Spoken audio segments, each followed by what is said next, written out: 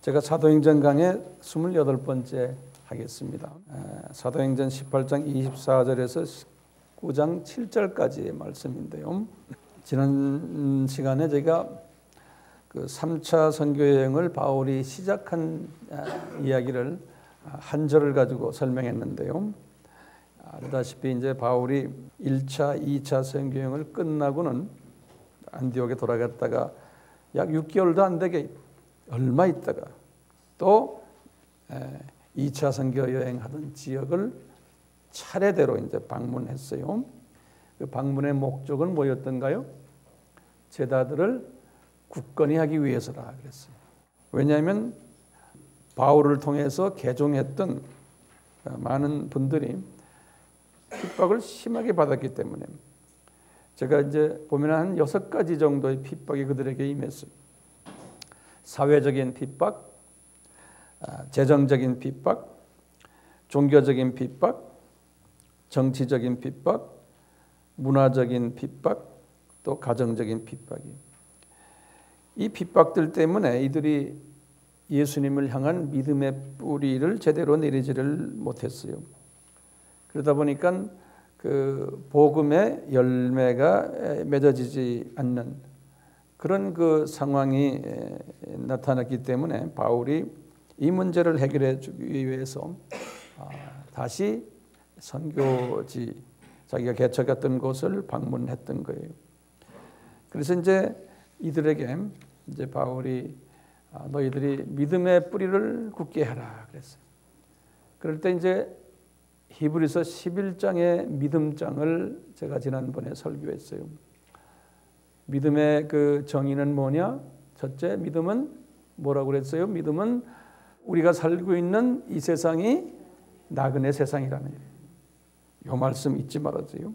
우리 13절에 그런 말씀이 나와요. 그리고는 두 번째로는 우리의 본향은 저쪽 나라라는 거예요. 14절에서 16절에 이렇게 말씀하셨어요. 그리고는 우리가 행한 행위대로 하늘나라에서 상급이 따라온다는 거예요. 6절과 26절에 이렇게 11장에서 설명한 이 말씀대로 바울이 자기 제자들에게 말씀하시는 거예요. 너희들 믿음을 가져라. 이 믿음을 가져라. 그래서 바울은 자기 스스로가 이 믿음을 가진 자라는 것을 나중에 디모데후서 4장 7절에서 8절에 말씀하셨어요. 순교 바로 직전이죠. 내가 선한 싸움 싸우고 나의 달려갈 길을 마치고 그 믿음을 지켰으니 요 믿음을 지켜 요 세 가지의 요 믿음을 지켰다는 거예요. 그래서 이제 이웃의 흐르는 나를 위하여 의의 면류관이 예비되었다는 거예요. 이 믿음을 가진 사람은요, 이 믿음이에요. 그냥 뭐 일반적인 믿음이 아니라 이 구체적인 이 세 포인트, 이 믿음을 가진 사람은 이 세상에 살면서 이 뷰가 달라져요. 보는 시각이 달라져요. 큰 그림을 보기 때문에. 그렇기 때문에 환난이 나에게 와도 그 환난을 능히 소화할 수가 있어요. 그래서 사도 바울은 고린도 교회 13장 13절이죠. 사랑은 그냥 생기는 게 아니라 첫째 믿음이다. 그 다음에 믿음이 있는 사람은 소망이 생긴다. 그 소망을 가진 사람이 이웃을 내가 무조건 컨디션 없이 사랑할 수 있다는 거예요. 그런데요, 많은 기독교인들이 이 믿음이 없는 거예요. 이 세상이 내가 지금 영원히 사는 세상으로 착각하고 있는 거예요. 크리스천들의 생각이. 그리고는 보이는 것에 집중하는 거예요. 그러다 보니까 크리스천들의 이 믿음이 없기 때문에요, 가식하는, 외식하는 자들이 나오고 또 남과 싸움하는 일도 일어나고 다 이 세상 사람들이 마귀의 자녀들이 하는 행동과 똑같은 행동을 하는 거예요. 왜냐? 이 믿음이 없기 때문에 크리스천들이. 그래서 이 믿음을 가지기 위해서는 하나님이 믿음을 더 크게 하기 위해서는 어떻게 하시냐? 크리스천들에게 핍박을 허락하세요. 그래가지고 이 핍박을 허락할 때 두 가지 도구를 사용하세요. 한 가지는 뭐냐? 이 세상 신을 섬기는 이방인들, 다시 말하면 타종교 사람들을 사용해서 핍박을 가하게 하세요. 두 번째는요, 하나님을 아는 사람을 통해서 핍박을 또 가하게 하세요. 바울의 케이스예요. 바울은 디아스포라 유대인들을 통해서 핍박을 받았어요. 이렇게 이 두 가지 그룹들을 통해서 핍박을 받는 거예요. 왜 핍박받을까요? 핍박을 받으면서 그러는 거예요. 너희들은 이 세상이 네 세상이 아니다. 이 세상은 영원한 세상이 아니다. 너의 본향은 저기다. 하늘에서 상급이 기다리고 있으니 그거 잊지 말아라. 요 말씀을 가르쳐주기 위해서 핍박을 자꾸 가하는 거예요. 바울도 요 핍박 없이는 바울도 이 비전을, 이 믿음을 유지할 수가 없었어요. 하나님께서 바울을 사랑하기 때문에 끊임없이 핍박을 가했어요. 네. 바울도 1차 여행 때 처음에 구브로에서 복음 전하다가 핍박이 오니까 배를 타고 대륙으로 올라가서 비시디아 안디옥 가서 또 거기서 자리 잡으려 하니까 또 핍박을 해가지고 그래서 쭉 해서 루스드라 더베까지 계속 가는 데마다 핍박받았잖아요. 그러니까 옮기는 거예요. 2차 여행 때도 마찬가지 아니에요? 2차 여행 때도 마게도니아 비전을 보고는 딱 옮겨가니까 그냥 가자마자 그냥 감옥이 기다리고 있고 나오자마자 데살로니케에 가니까 또 유대인들이 핍박을 해서 할 수 없이 거기서 도망 나오고 베레아까지 왔는데 베레아까지 찾아와서 또 그러고 아덴에 내려간 거예요. 왜냐? 주님께서는 너 아덴과 고린도에 가서 복음 전해라는 거예요. 아덴과 고린도로 보내기 위해서 계속 핍박을 가했어요. 그러니까 당할 때는 아프지만 이 주님의 그 숨겨진 뜻이 거기에 있는 것을 바울도 깨달지 못했던 거예요. 나중에 깨닫게 되는 거예요. 오늘 3차 여행을 이제 시작하는 장면인데요. 이렇게 해서 바울이 이렇게 해서 이제 바울이 고린도에서 사역을 다 끝나고 2차 여행 마지막 때 주님께서 이분에게 말씀하시는 거예요. 너 이제 선교지를 옮겨라. 안디옥에서 에베소로 옮겨라는 거예요. 이제 서진을 하기 위해서는 옮겨야 된다는 거예요. 그래서 이제 이분이 옮기는데 브리스길라 아굴라를 이제 주님께서 사용하시라고 하는 거예요. 그래서 이분들이 비즈니스맨들이 이분들을 데리고 고린도에서 만났는데 고린도에서 에베소로 가가지고 이분들을 거기다 정착시켜 놓고 선교센터를 하나 구입할 테니까 그거 좀 구입하라. 그러놓고는 내가 다시 본부에 갔다가 올게. 그리고는 이제 떠나는 장면이에요. 그러니까 지금 에베소에는 누가 있습니까? 이제는 브리스길라와 아굴라가 있는 거예요. 디아스포라들이죠. 이렇게 있는데 오늘 본문의 말씀은 갑자기 이 1차, 2차, 3차 여행과 관계없는 어떤 한 사건이 벌어져요. 오늘 본문의 말씀은 전혀 관계없는 사건이에요. 뭐냐? 아굴라라는 사람에 대한 단막 스토리가 나와요. 아굴라라는 사람 당시에 어디 있었냐면요. 이 에베소, 지금 에베소에 누가 있어요? 브리스길라와 아굴라가 있는 그곳에 이 아굴라라는 사람이 함께 있었어요. 서로 멀리서 아는 사이도 아니고 그냥 멀리서 이렇게 서로 이렇게 누구라고만 아는 사이지 가까운 사이도 아니에요. 네. 그 아굴라의 이야기가 오늘 18장 본문에서부터 시작을 해가지고 이제 쭉 나오는 소리예요. 이제 아볼로 18장 24절에서부터 19장 7절까지 이야기인데요. 아볼로예요. 아볼로. 이름이 비슷해서 제가 좀 혼돈스러워요. 이 아볼로가 누구인지를 먼저 좀 우리 알 필요가 있어요. 그래서 하나하나 적으세요. 아볼로는 이 애굽의 알렉산드리아 출신이라 그랬어요. 그러면서도 이분은 유대인 출신의 디아스포라예요. 18장 24절에 보면요. 근데 이름이 아볼로라는 이름은 우리가 몇 주 전에 그 히랍 신 이야기 봤죠? 이 태양신 이름이에요. 그 선데이, 태양신 또는 의료신, 예언신까지도 이 아볼로라는 이름이 포함되어 있대요. 근데 이분은 24절에 보시면 이분이 학문이 많은 사람이다 그랬어요. 우리 로고스란 말 쓰잖아요. 로고스. 로고스와 관계되는 말이 로기오스라는 헬라 말이에요. 로기오스. 로기오스라는 말을 썼어요.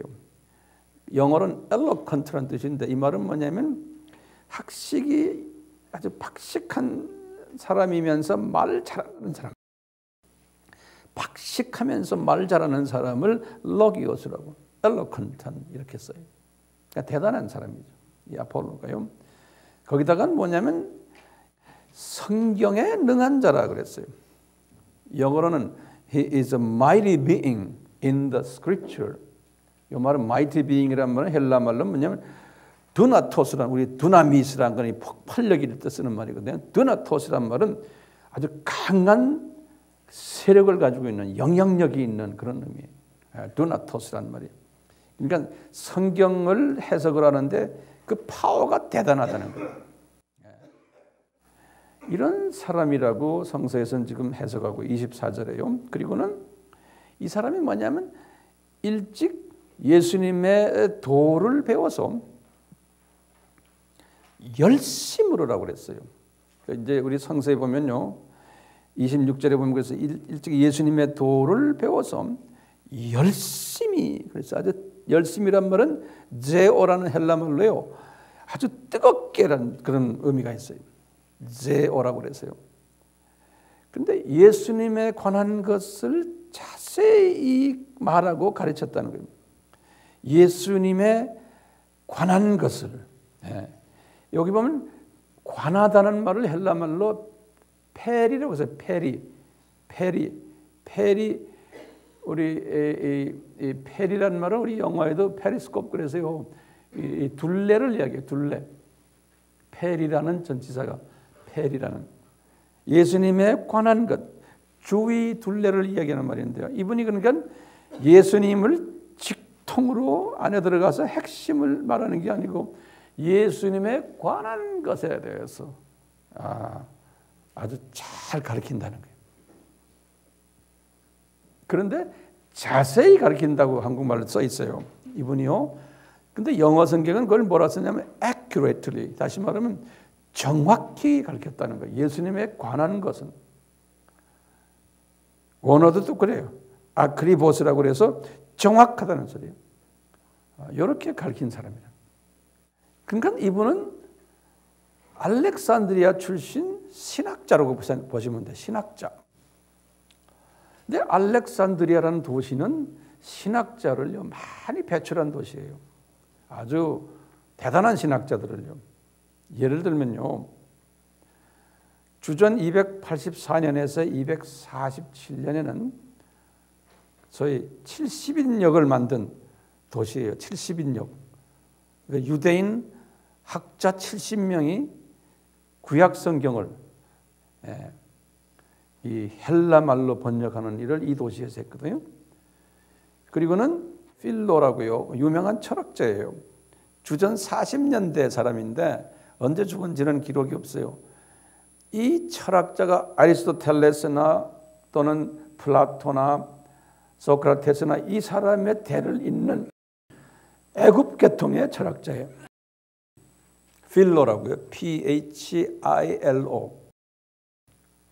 이 사람이 유대인들에게 많은 영향을 끼친 철학자인데 이제 우리 짐작하기를 이 아볼로가 이 필로의 철학 사상에 영향을 받은 사람 같아요. 근데 이 필로 이후에 2세기 때부터 이 애굽 교회에 이 알렉산드리아 이 도시의 신학자들 중에 몇 사람 유명한 사람이 있어요. 클레멘트라는 사람이 있어요.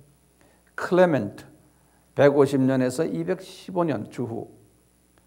그리고는 이 사람보다 더 유명한 사람이 있어요. 오리겐이라고요.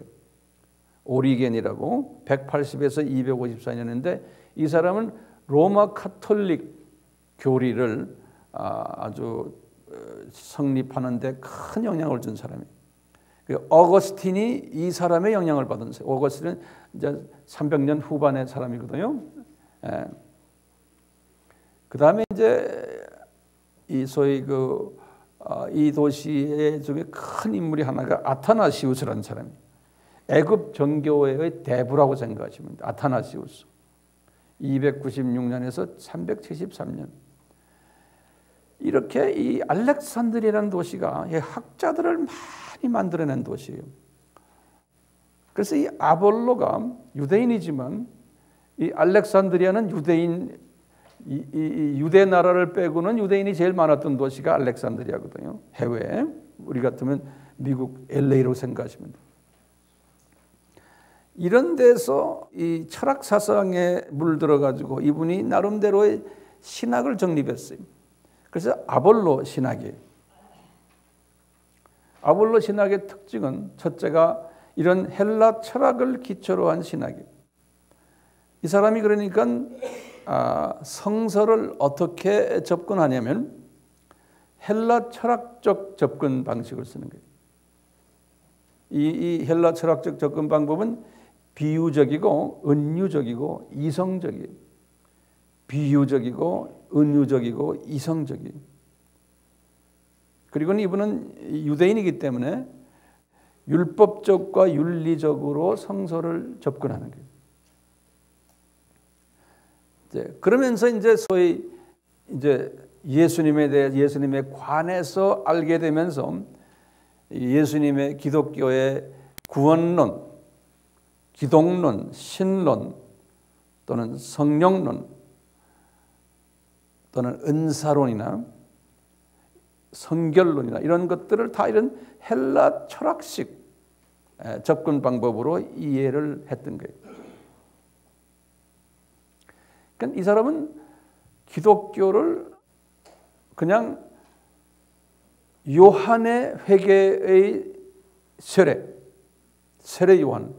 그래서 우리가 볼 때는 이 사람이 세례 요한의 제자가 아니었나 보고 있어요. 다시 말하면 기독교인이 되는 것은 세례 요한의 물 세례만 받으면 기독교인이 된다고 믿었던 사람이에요. 예. 이 정도 수준의 사람인데 이분이 가지고 있었던 이 메시지를요 열심히 전했지만 이분은 핵심이 빠진 메시지를 전했던 거예요. 본질이 빠진 메시지를 전했던 거예요. 그런 신학자였어요. 나름대로 비본질적인 부분을 열심히 자세히 논리적으로 지적으로 전했지만 본질되는 기독론의 본질을 잊어버렸어요. 그런데 말은 자열해요. 지식의 나열 기가 막히게 초점이 없는 핵심 없는 설교, 티칭을 기가 막히게 하는 거예요. 오늘날도 이제 이런 비슷한 분들이 성경 본문 말씀을 읽고는 그 다음에는 본문과 관계없는 여러 가지 예화와 철학과 다른 사람들의 모든 글들을 인용해 가면서 지식의 나열로 열심히 또는 정열적으로 전하는 분들이 많아요. 아볼로가요 이렇게 전하다 보니까 그 당시에 이분이 사도 바울이 복음을 전했던 장소를 이분이 아볼로가 알렉산드리아 출신하니 알렉산드리아에서 이분도 나도 선교사 역할을 좀 해야 되겠다. 이 메시지를 전해야 되겠다. 그래가지고요 바울이 다녔던 그 선교지들을 막 다니면서 바울이 복음을 전해놓으면 이 사람은 가가지고 찬물을 겪는 자기 스타일의 메시지를 또 전하는 거예요. 그런데 본질이 빼진 오늘날도 내가 이 말씀을 쭉 보면 오늘날도요 이런 아볼로 스타일의 선교사들 목사들이 선교지를 많이 돌아다녀요. 그런데요 가는 곳마다 아볼로가 인기가 대단했어요. 왜냐하면 이 사람이 학문적으로 참 아는 게 많고 학벌도 좋고 그리고 이 사람 유명한 학자들의 내용들을 막 인용하면서 하니까요 사람들이 볼 때는 성경에 대단히 능한 사람으로 아예 딱 점을 찍어놨어요. 그래서 이분이 유대인 회당에 들어가서 말씀 전하는 게 항상이에요. 제일 먼저 바울처럼. 왜냐하면 이분도 유대인이기 때문에. 그래서 유대인들에게요 자기가 가지고 있는 학문적인 이야기로 그냥 이야기하는데 유대인 중에서 예수님을 영접하는 사람은 없어요. 왜? 예수님에 대한 초점이 없기 때문에. 그런데 이 사람의 강연을 듣기 위해서 많이 모였어요. 유대인들이. 바울의 제자들이 이 사람의 이야기를 직접 간접으로 바울에게 보고할 때마다 바울은 상당히 혼란스러웠어요. 왜? 본인이 전하는 메시지에다가 찬물을 자꾸 껴얹는 이런 메시지를 이분이 전하고 있기 때문에. 그런데 아볼로가요, 이렇게 해서 이걸로 해서 끝나는 게 아니고 본인도 지금 열심히 지금 전하고 있는데 자기 자신에게 이 허전한 감을 가졌던 것 같아요. 이 사람이. 그러니까 자기도 열심히 하는데 어디에 뭐가 찜찜한 거예요. 자기가 지식인이고 유명세를 타고 인지도도 높고 많은 군중이 모이지만 항상 비어있는 허전함이 이 부분에게 있었던 것 같아요. 어디가 시원찮은 거에 자기가 전화놓고도요, 답답한 게 있고 정돈 안 된 혼돈스러움이 자기에게 있고 확신이 없는 게, 뭐가 막혀있는 게 꽉 뚫어지지가 않는 거예요. 이런 자기의 갈등이 있었어요. 이 갈등이 있었다는 이 자체는 나는 보면요, 이분은 참 주님의 사랑 안에 있는 사람이구나. 아볼로는 예수님의 은혜에 있는 사람이구나. 이걸 제가 볼 수 있어요. 이런 사람들 중에요, 이 은혜가 없는 사람은 이걸로 고소하고 자기가 갈등이 있어도 지 잘난 체하고 까불어요. 그런데 이 사람은 이렇게 하면서 항상 자기 마음속에 어디에 답답함 때문에 누가 이걸 채워주지 못하나. 이제 이런 상황에서 지금 에베소의 유대인 회당에서 막 전하고 있는 거예요. 그럴 때 마침 그날 회당에 브리스길라 아굴라가 참석했던 거예요. 참석해서 브리스길라 아굴라가 딱 참석해서 그 양반의 강의를 딱 듣고 있는데 보니까 답답한 거예요. 유명하다는 사람이, 뭐 지식인이라는 사람이, 잘 가르친다는 사람의 모습을 보니까 저 모양이 핵심이 없는 거예요. 그리고 이 아볼로가 딱 밑을 내려다 보니까 브리스길라와 아굴라가 거기에 앉아 있는 거예요. 왜냐? 그 비즈니스맨과 우먼의 이야기를 간접으로 들었거든요. 그리고 저 사람이 고린도에서 바울을 만나가지고 완전히 더 굳건한 바울의 제자가 됐고, 거기에서 이 사람이 바울과 같이 에베소에 와가지고 지금 선교센터를 짓는다는 이야기도 멀리서 들었거든요. 들었는데 가슴이 떨리는 게, 저 사람들 왜 저기 앉아있지?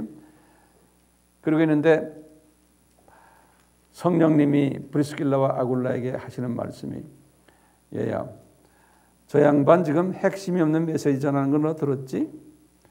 저 양반 너희 집에 데려가서 한번 특별 강의를 좀 해주라. 그래서 예배가 끝난 다음에 가서 인사드리고 우리 집에 좀 갑시다. 저녁 식사 대접하겠습니다. 이야기 많이 들었습니다. 당신 같은 유명한 분을 모시게 돼서 영광입니다. 그랬더니 가겠다는 거예요. 그래서 이제 브리스길라와 아굴라의 집에 이제 간 거예요. 가가지고 밥을 좀 대접하고, 그리고 딱 앉아가지고 성서에는 26절에 그랬어요. 이 아볼로는 자세히 예수님에 관한 걸 이야기하는데 브리스과 아굴라는 이분에게 더 자세히 가르쳤다고 그랬어요. 예수님에 대해서. More accurately 그랬어요. more라는 말을 썼어요. 26절에. 그러면서 설명해 줬다는 거예요. 여기에서 아볼로가 완전히 깨져버린 거예요. 자기가 궁금했던 부분이 그냥 머리 좋고 똑똑한 사람이니까 금방 깨닫군요. 주님이 은혜를 베푼 거 이 사람한테. 딱 깨닫고는 이거구나. 내가 미싱했던 부분이 이거구나. 고맙다. 딱 그리고는 이제 완전히 이제 이 아볼로는 누구의 제자가 된 거예요? 브리스길라와 아굴라의 제자가 돼버린 거예요. 근데 이분이 자기가 깨달은 것을 에베소에서 전하기는 좀 밋밋한 거예요. 왜?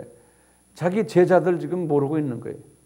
자기가 이 깨달은 것을 가서 내가 이때까지 너희들에게 전한 거 내가 잘못 전했다.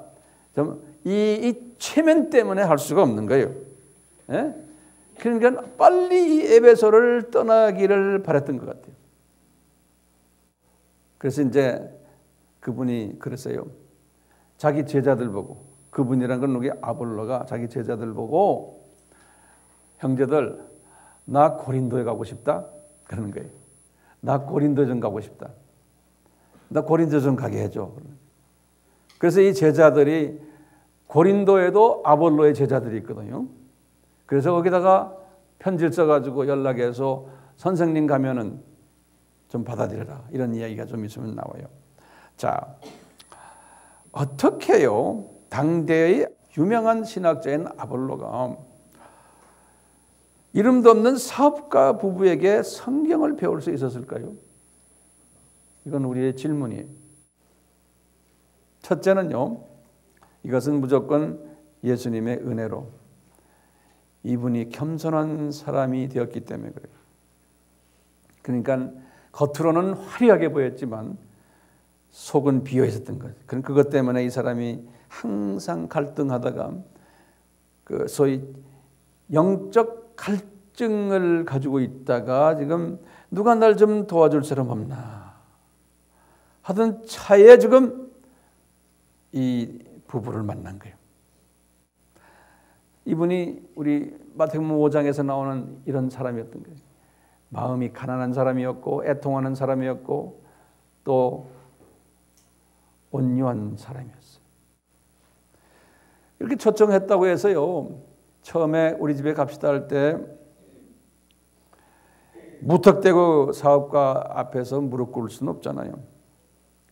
이분은 이미 이 사업까지만 이 사람의 배경을 알았어요. 아볼로가. 그 집 따라간 이유가요. 왜 알았나? 아, 이 사람이 바울의 수제자 중 한 사람이구나 하는 걸 알았어요. 다 소문 듣고요. 그리고는 바울이란 사람이 어떤 사람인가를 다 알았어요. 그분의 배경, 신학, 사역 내용들 쭉 이야기 듣고 이분이 어떻게 예수님을 만났고 이분이 지금 뿌려놓은 씨들이 얼마나 많음을 다 알고 있었어요. 그러니까 이 바울의 이 수제자가 나에게 성경을 가르쳐준다 그러니 내가 한번 들을 만하겠구나. 그래서 이제 따라갔던 것 같아요. 이렇게 해서 이분이 이제 깨닫고는 고린도로 가는 장면이 이제 18장 27절부터 나와요. 그래서 형제들에게 나 고린도에 가도록 좀 도와달라. 그래서 이제 형제들이 고린도에 편지를 내 가지고 이제 가게 됐어요. 이제 이분이 고린도에 도착했어요. 도착해 가지고 하는 일이 뭐겠어요? 자기가 새롭게 배운 것을, 새 복음이 새롭게 배운 것을 이제 고린도의 형제들에게 전하기 시작한 거예요. 그래서 이분들이 예수님을 영접하고 제대로 이제 자기 제자들이요, 또 그곳에 있는 세례 요한의 제자들도 예수님을 영접하고 고린도에서 이런 일이 일어나서 바울이 개척해 놓은 고린도 교회의 일원으로 다 들어간 거예요. 고린도 교회가 이제 더 이제 제대로 이제 자리 잡는 계기가 됐어요. 이런 과정 속에서 지금 바울이 안디옥을 떠나가지고 갈라디아 지방, 브리기스길라 지방 이렇게 해서 쭉 지금 돌아다니는 그때 이 사건이 일어난 거거든요. 바울은 안디옥을 떠난 후에 이 사건이 일어난 거예요. 예. 그러니까 바울이 에베소에 딱 도착했을 때는 이미 아볼로는 어디가 있어요? 고린도로 내려가 있었을 때. 예. 그래서 이제 바울이 에베소에 도착했어요. 벌써 이런 소식을 다 듣고는 아볼로의 옛 제자들을 만났어요. 그래갖고 물어보는 거예요. 바울이 질문하는 거예요. 너희들이 구원론과 성령론을 좀 아느냐? 예를 들어서 너희가 믿을 때 성령을 받았느냐? 그러니까 이분들이 아닙니다. 우리는 성령이 있음도 모릅니다. 듣지 못했습니다. 그러는 거예요. 이 말에 의하면 분명히 아볼로가 예수님을 이제 브리스길라 아굴라를 통해서 배웠지만 창피해서 가르쳐 주지 않고 그냥 고린도로 내려가 버린 거예요. 그러니까 이 제자들은 지금 아무것도 모르고 있는 거예요. 예? 거기다 대고 이제 너희들이 무슨 세례 받았느냐 바울이 물어보니까 저희들은 요한의 세례만 받았습니다. 그런 거예요. 그러니까 너희들 요한이 말한 거 기억나느냐? 세례 요한이 말한 것. 세례 요한은 회개의 세례를 베푸면서 말하기를 내 뒤에 오시는 이를 믿어야 된다는 거예요. 나를 믿지 말고 그 내 뒤에 오시는 분이 누군 줄 너희들 아느냐? 내라는 건 세례 요한이에요. 그분이 예수님이라는 거예요. 그러니까 이 예수님의 정체성을 알고는 믿어야 된다는 거예요. 세례 요한의 그 세례 가지고는 구원이 없다는 거예요. 그래서 예수님의 정체성을 설명해 주고는 뭐라고 설명했냐면 구약의 메시아가 신약의 그리스도고 그분이 예수님이라는 거예요. 요 설명을 해 주니까요. 이분들이 거기에서요. 이제 그랬습니까? 하고 예수님을 영접한 거예요. 여기 요 순서가 있어요. 예수님을 먼저 영접한 거예요. 구원주로서.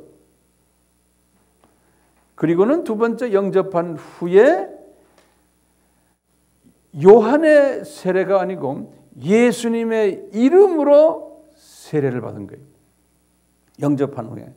요 세례는 분명히 어느 강가에 가서 물 세례를 받았을 거예요. 누구에 의해서요? 바울에 의해서. 그래서 이분들이 이제 정식 기독교인이 된 거죠. 처음에 구원에 고백하고 그 다음에 고백한 그 사람들을 강가에 데려가서 물 세례를 한 거예요. 그것도 누구의 이름으로요? 예수님의 이름으로요. 세례 요한의 이름이 아니고 예수님의 이름으로. 그래서 이제 크리스찬이 됐는데 거기다 대고 이제 6절 7절에 보면요. 바울이 그들에게 그런 크리스찬들에게 손을 얹어서 안수를 했다고 그랬어요. 임했다고 그랬거든요. 성령님이 임했다는 건 바깥에서 위에서 밑으로 내려왔던 소리. 보혜사 성령님이 임해가지고 이분들에게서 방언과 예언이 터졌다는 거예요. 6절에 보면요. 그래가지고 이제 7절의 마지막 절에 보면은 이렇게 경험한 사람이 12명쯤 되었다 그랬어요. 12명. 다시 말하면 아볼로의 제자들이었는데 이제는 바울의 제자로 바뀌어버린 거예요. 몇 명이요? 12명이. 이 12명의 이름은 열거되지 않았어요. 그렇지만 이 사람들이 분명히 이제 바울이 이제 에베소에 도착해가지고 아직 두라노스온 짓기 전이거든요. 오픈하기 전이니까 이분들이 아마 에베소 교회의 중추 멤버들이 되지 않았을까 우리가 예견하고 있는 거예요. 아마도 이 두라노스온을 개설하고는 거기에서 열심히 2년 동안 공부한 그룹들 같아요. 다른 사람들도 있었지만 그리고는 우리 로마서 16장에 보시다시피 이분들을 로마로 선교사 파송을 하지 않았나 이렇게 추측을 하고 있어요. 자, 그 다음에 이제 우리가 이제 관심거리가 있어요. 아볼로에 관계됐어요.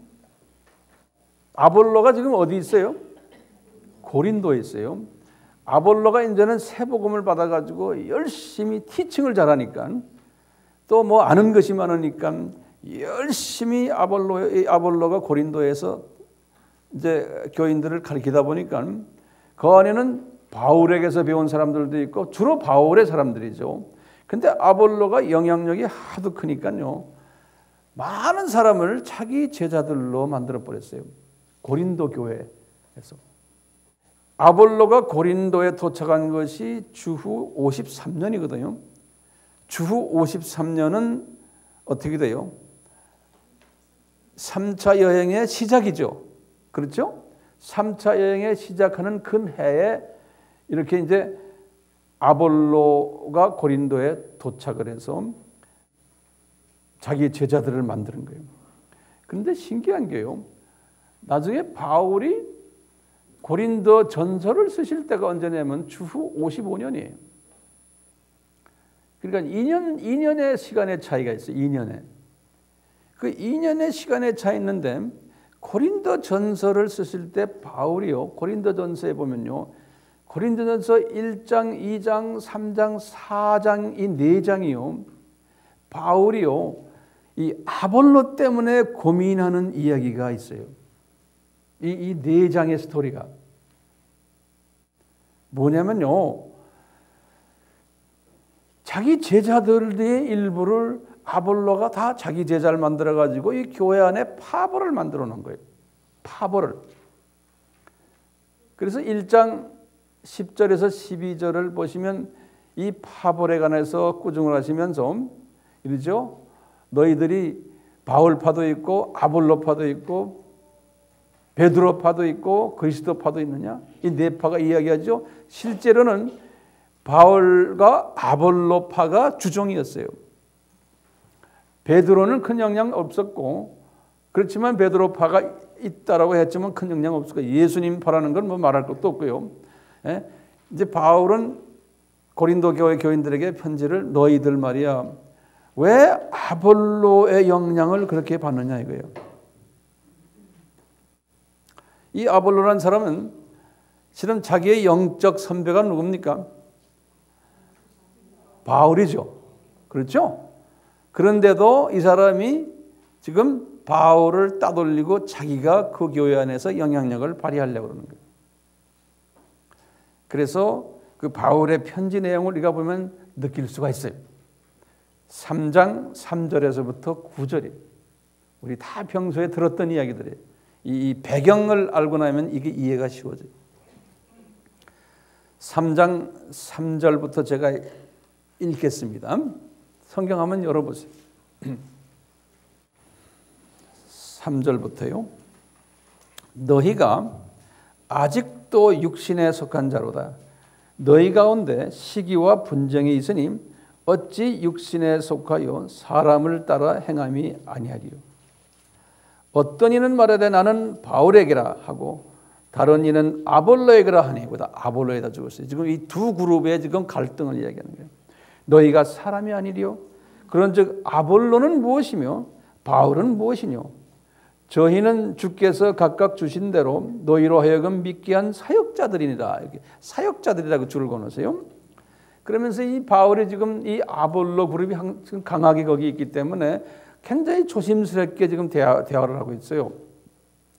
6절에 보면 나는 심었고 아볼로는 물을 주었으되 그러니까 바울이 개척한 교회에 아볼로가 가서 조금 좀 했다는 거예요.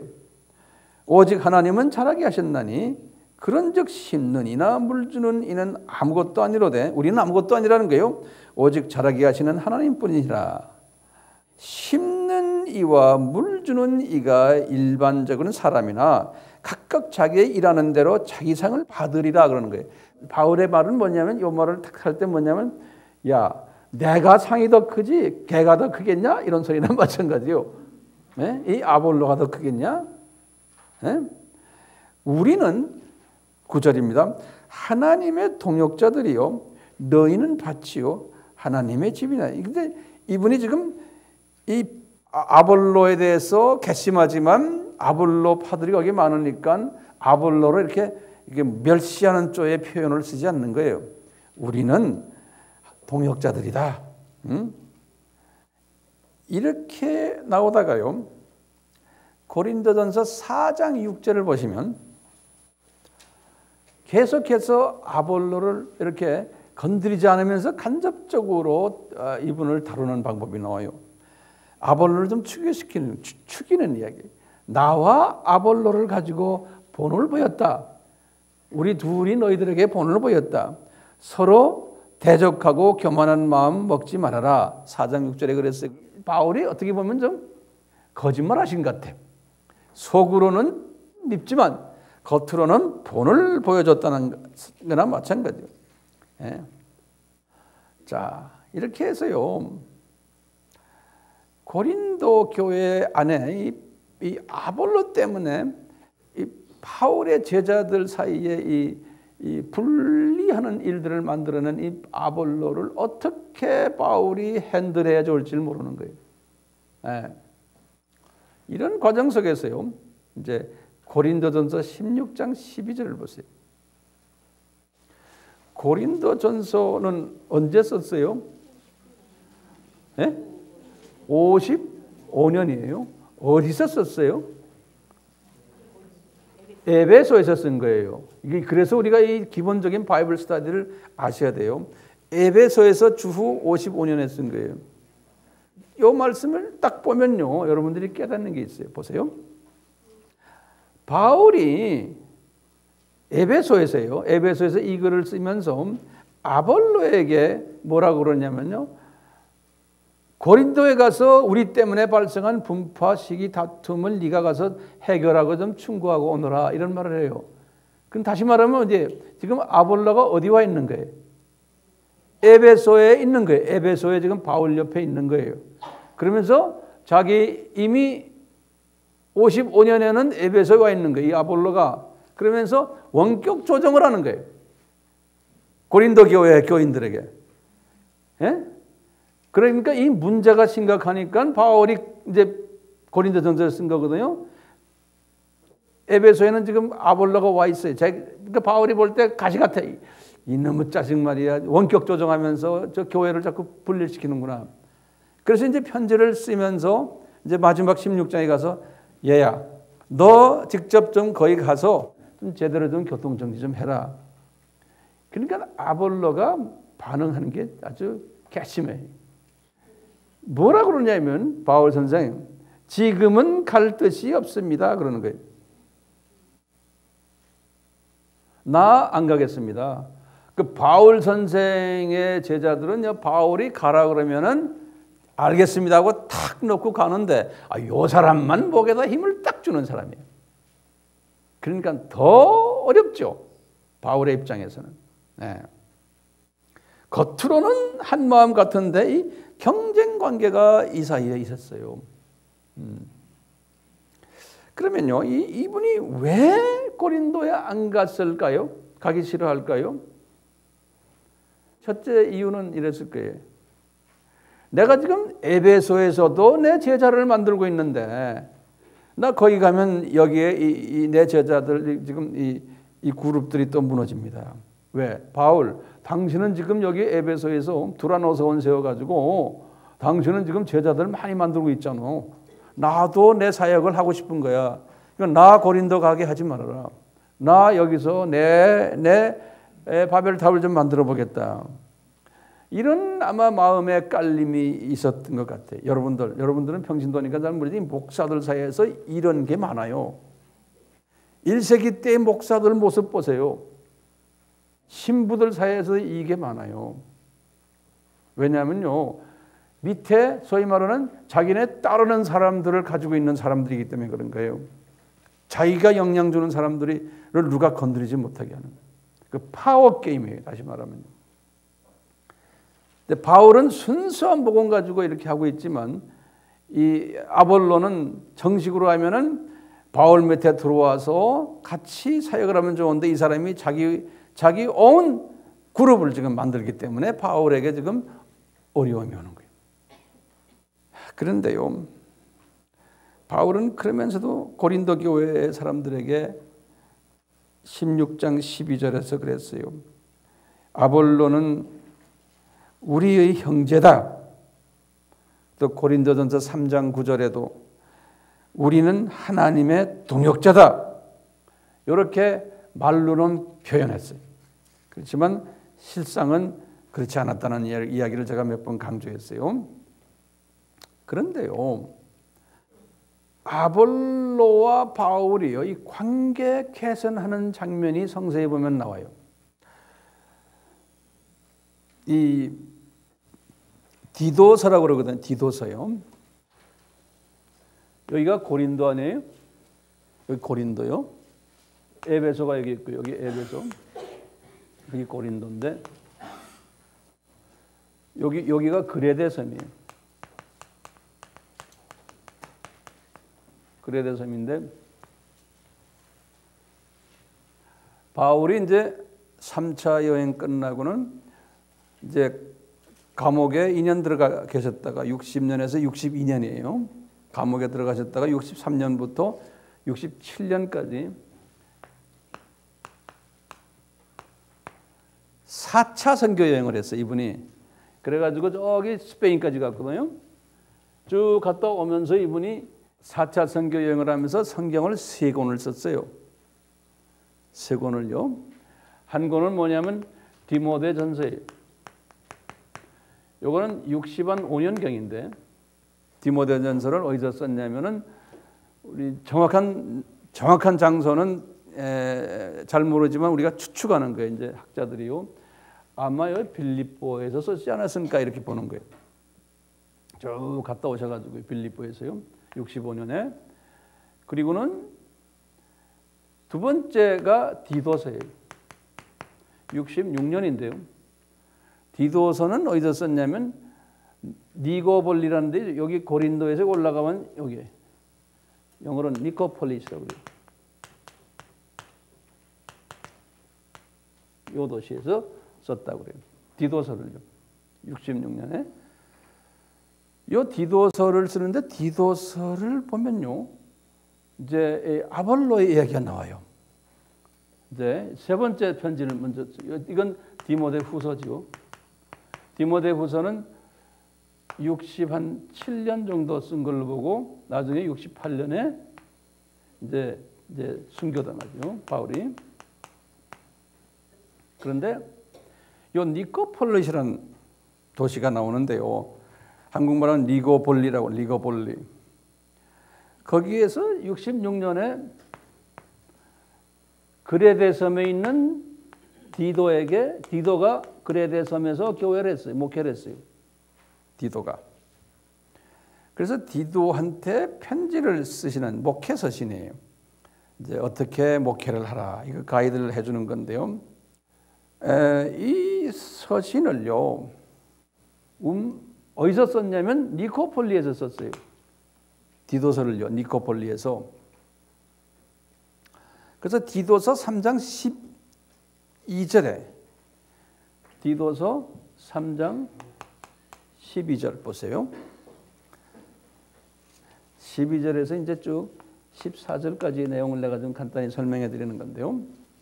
성서 한번 열어봐 보세요. 디도서 3장 12절에 무슨 말씀이 나오냐면 디도에게요. 바울이 편지를 쓰기를 변호사 출신이에요. 변호사 출신 아데마와 아볼로에게 내가 이 편지를 배달하라고 지시했다. 그런 말이에요. 그래서 아볼로가 갑자기 등장하는 거예요. 요 니고볼리에 있다는 거예요. 그러니까 이 말은 뭐냐면 이 아볼로가요. 바울이 1차 감옥에 계셨을 때 마음의 변화가 있어가지고 내가 바울의 제자가 되기를 아마 결단했던 것 같아요. 그래가지고 4차 선교여행 때 바울을 따라다녔던 것 같아요.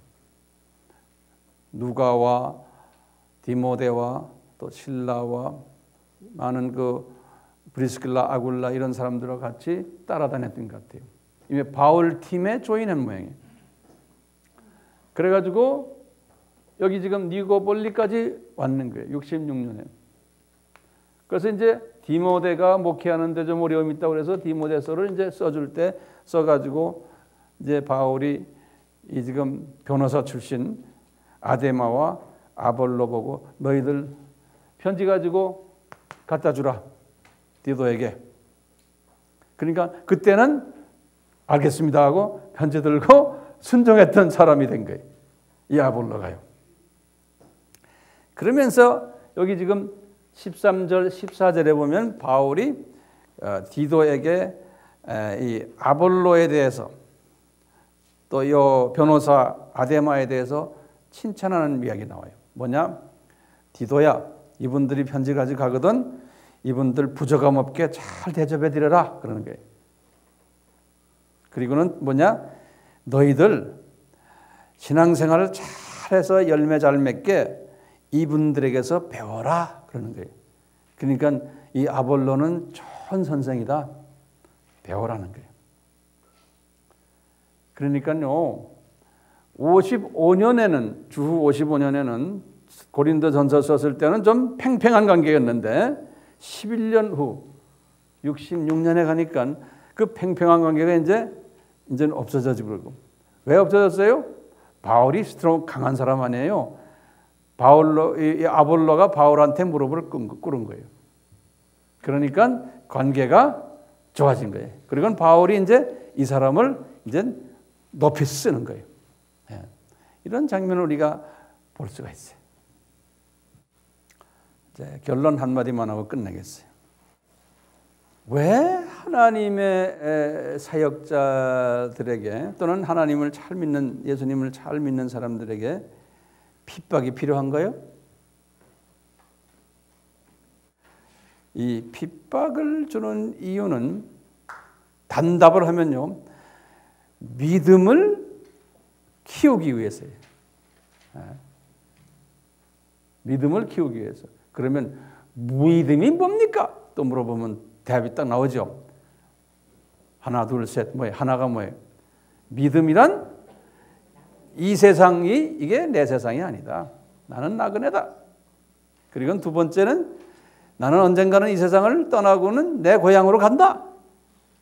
세 번째는 이 세상에서 내가 주님을 섬긴 것에 비례해서 상급 받는다. 이게 믿음인 거예요. 우리가 이 세상에 살기 때문에 이 믿음을 가지지 못하는 거예요. 기독교인들이요. 이 세상의 환경에 지배를 받다 보니까요. 뭐 돈 문제, 뭐 화나는 일들, 자녀 문제, 부부 문제, 뭐 깔린 게 문제 아닙니까?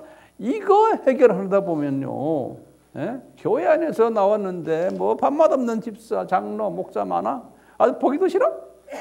이런 게 깔려가지고요. 내가 지금 믿음이 없어진 거예요. 교회가 이런 거 문제 해결하는 장소로 변해버린 거예요. 그러니까 교회에서도 매일 어떻게 하면 우리가 해피하게 사느냐, 어떻게 하면 이 세상 이야기만 자꾸 해주다 보니까 교회가요. 우리가 믿음이 없는 거예요. 그러다가 이제 장례식 가까이 되면 그때 가서 막 찾는 거예요. 예수님을. 그러니까 사랑하는 사람들에게는 핍박을 허락해가지고요. 왜 사역해야 될 사람들은요. 너희들 눈을 저쪽으로 떠라, 저쪽으로 떠라. 자꾸 눈꺼풀을 올리게 해주기 위해서 그런 거예요. 그러면은 눈꺼풀이 올라가면은 이 뷰가 달라지니까 세상 보는 시각이 달라지니까요. 인내심을 가지게 되는 거예요. 그래서 야고보서에서 그랬잖아요. 너희들이 이 시험을 당하거든 기뻐하고 즐거워하라. 왜? 인내를 가지게 돼. 왜? 인내는 자연히 가지게 되는 거예요. 소망이 생기니까 이 세상 이거 별거 아니야. 이 세상을 보는 시각이 달라지면 시각만 달라지면 인내는 자동적으로 오죠. 사람을 사랑할 수도 있죠. 얼마든지 사랑할 수 있죠. 이 생각이 달라지는 거예요. 그러면서 나를 핍박하는 사람을 보는 눈도 달라지는 거예요. 저놈들을 언젠가는 다 지옥불에 들어갈 놈들인데 주님 불쌍하게 보이는 거예요. 두 번째, 예수 안 믿는 사람들이 우리를 훈련시키는 방법이 하나 있고 또 교회 안에서 예수 믿는 사람들이 우리를 훈련시키는 게 있어요. 그런 사람을 딱 볼 때 내가 믿거나 그냥 죽이고 싶은 그런 마음이 없는 거예요. 죽인다는 말 이상해 좀 센 말 하는 것 같아 내가. 왜요? 저 사람이 나를 위해서 나의 믿음을 크게 하기 위해서 주님이 저 사람을 사용해서 악역을 시키는구나. 저 사람. 나 때문에 저 사람이 상급이 떨어지겠구나. 나를 높이시려고. 이런 생각이 드는 거예요. 그러니까 그분은 불쌍하게 보이는 거예요. 그러니까 용서해 줄 수 있어요, 없어요? 용서해 줄 수가 있는 거예요. 이게 차원이 다른 사람들의 시각이에요. 그러니까 핍박은 필요해요, 안 필요해요? 필요한 거예요.